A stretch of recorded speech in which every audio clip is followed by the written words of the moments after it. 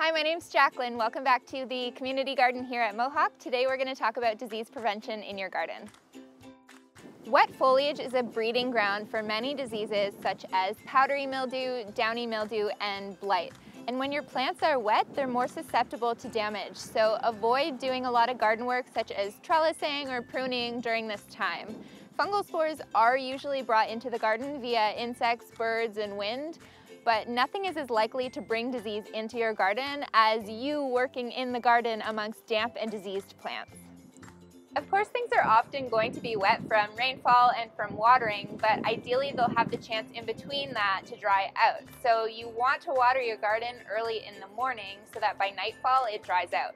And as much as you can, you want to water directly on the soil rather than over top all the foliage as well, because wet foliage, like we said, is a breeding ground for disease. This gets a little more difficult as your plants grow larger and get more crowded though.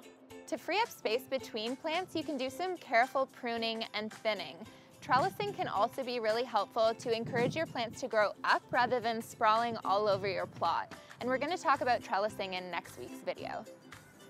One of the most important things to do in disease prevention in your garden is to recognize when one of your plants has succumbed to a disease and fully remove it from your garden. This means throwing it in the garbage and not in the compost because diseases can spread quite easily.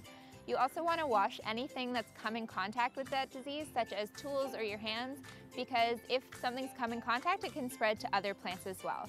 So make sure to keep an eye out on how your plants are developing, how fruits are developing on those plants, and if you're unsure of something, just let me know and we can figure out where to go from there. So that's all we've got this week. Catch us next week for our video on trellising, and remember, you can always catch me in the garden or send me a quick email. See you next week.